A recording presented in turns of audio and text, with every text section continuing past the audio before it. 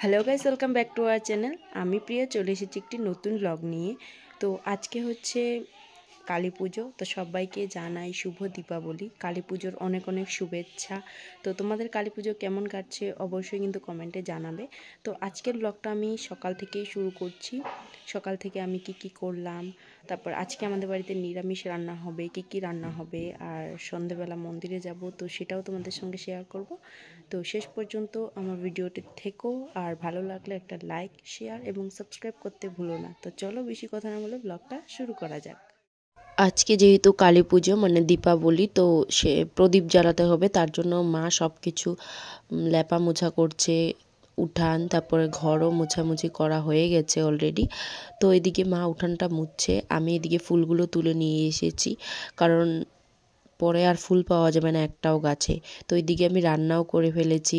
রান্নাতে করেছি আমি ডাল, একটা নিরামিষ সবজি ছিল, আর করেছিলাম ডাঁটা শাক। তারপর আমি স্নান করে পুজোটা সেরে নিই। পুজোটা সকাল সকালই সেরে নিয়েছিলাম 10টা সাড়ে 10টার মধ্যে। তো বিকেলে বাবা গিয়ে প্রদীপ নিয়ে এসেছে, তো প্রদীপগুলোকে ধুয়ে রাখছি, কারণ এগুলো দিয়ে সন্ধ্যাবেলা প্রদীপ দেওয়া হবে।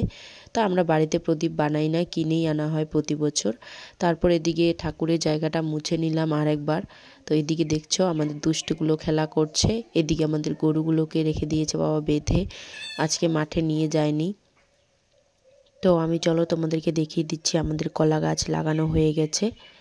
দেখো কলা গাছ লাগানো হয়ে গেছে। তো এখন আমি কলা গাছগুলোকে সাজিয়ে ফেলবো একটু ফুল দিয়ে। ছোট থাকতে তো অনেক সাজাতাম, কিন্তু এখন সেরকম সাজাই না, কোনো রকম শুধু লাগিয়ে রাখি ফুলগুলো। তো এরকম করে লাগিয়ে রেখেছি কোনো রকম। তো সন্ধে হয়ে গেল, দেখতে দেখতে সন্ধেবেলা প্রদীপ জ্বালিয়ে সব জায়গায় প্রদীপ দিয়েছি, ঠাকুরের সামনে, তারপর গেটের মধ্যে দিয়েছি।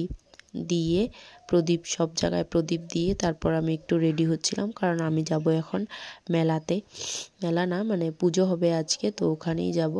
তো দেখতেই পাচ্ছ মন্দিরে কতটা ভিড়, আজকে ঢোকাই হলো না মন্দিরে। ভেবেছিলাম যে মন্দিরে যাব, কিন্তু মায়ের সামনে এত ভিড় যে যাওয়াই যাচ্ছিল না।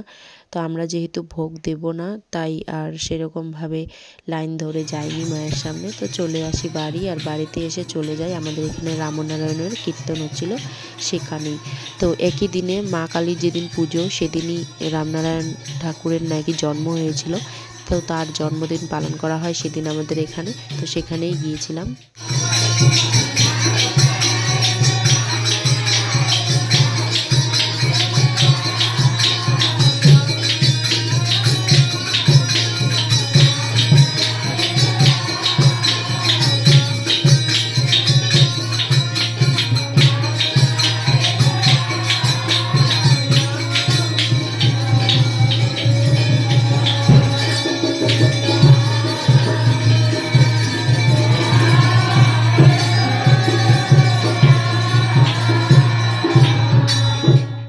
ওইখানে কীর্তন হচ্ছে সন্ধ্যা থেকে, কিন্তু আমরা দেরি করে এসেছি। তো এখানে প্রদীপ জ্বালানো হয়েছে 106টা, কারণ রামনারায়ণ ঠাকুরের বয়স হচ্ছে 106 বছর।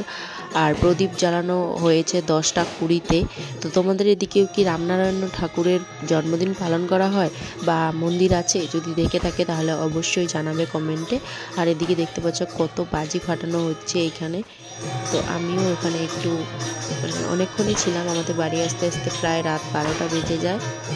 কীর্তন হয়েছিল 11টা পর্যন্ত, 11টা সাড়ে 11টা পর্যন্ত। তারপর প্রসাদ বিতরণ হয়। প্রসাদ আমি ওখানে খাইনি, আমি বাড়ি নিয়ে এসেছিলাম। বাড়িতে এসে তারপর আমি প্রসাদ খেয়েছিলাম।